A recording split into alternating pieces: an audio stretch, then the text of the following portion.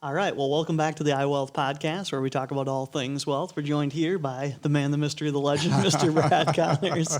Right. And today we're going to talk about Roth conversions and Yeah. what they are, how they're used, and kind of do a deep dive on Roth conversions. We walk me through that. I don't really understand it. Yeah.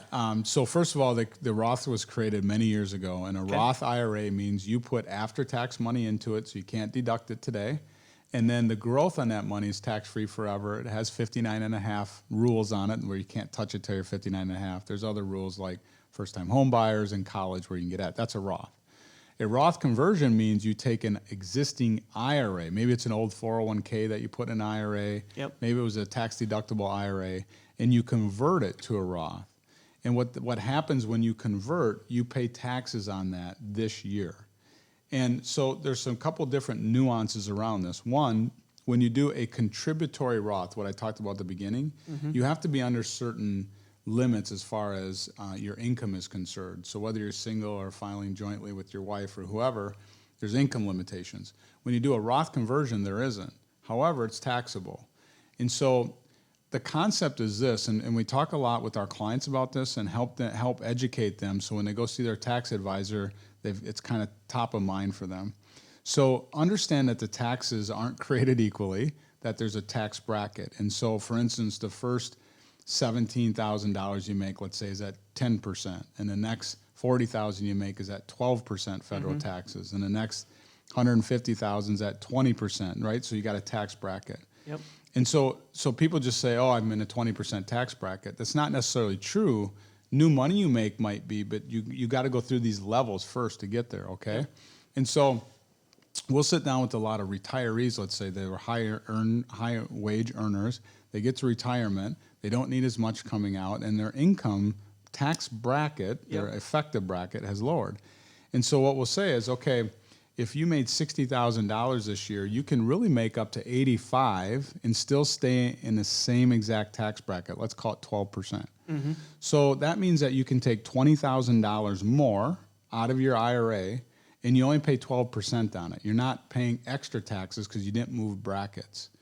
And so we try to educate the people that we talk to about understanding what bracket you're in. Just go get your taxes out, pull them out. A lot of them bring them in, and we'll look at it.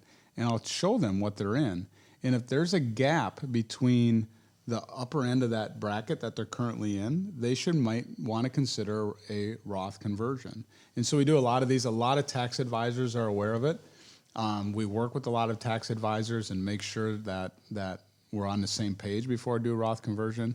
But what's really cool is if all of a sudden you're converting $20,000, $30,000, $40,000, when you get to be 72, you have to pull money out of your IRA and start paying taxes. It's called a required minimum distribution. If we can get more between 65 and 72 in a Roth, there's no RMDs anymore on that money. So it lowers what you have to pull out as you get older. And then we're managing the tax bracket. The last thing I'll say about this, the tax cuts that were put in place a couple years ago expire in 2025. Okay. All right? If they expire, based upon COVID, based upon $10 trillion or more that we put on the debt, they're probably the lowest bracket we're ever going to see. And I don't know that any better than you do or anyone else that's listening to this. But if we're in a low tax bracket today, you better be considering a Roth conversion today, this year, between now and 2025, so that you pay taxes at a lower bracket, and when tax brackets go back up, you're off the books, right? So if you could convert $200,000 of your IRA over the next 5 years into a Roth, it's never touched anymore by the government. It's always tax-free. So people need to understand their brackets, and then they need to work with their accountant and their financial advisor and figure out if they should be doing some Roths. And it's not just for people age 60. Anybody can do it. You just got to know where you're at as far as taxes are and what bracket and stuff you're in. So that's a Roth conversion. I know cool. I'm telling you how the watch works a little bit, but it's really, really important that people understand. So many people walk into their tax accountant and give them all the data, and the accountant says, oh, you're going to get $2,500 refund, or you owe $5,000, and they don't understand what bracket they're in and how they got there. Just take the 15 minutes and have your tax advisor walk you through it, or your financial advisor, so you get it, and then this concept will even make more sense. Very cool. Well, that's a fun thing because it's super relevant because of the COVID part. And and letting people switch stuff over. Right. So, Yeah. all right, we will see you back here next time. Sounds good. Thanks, Matt.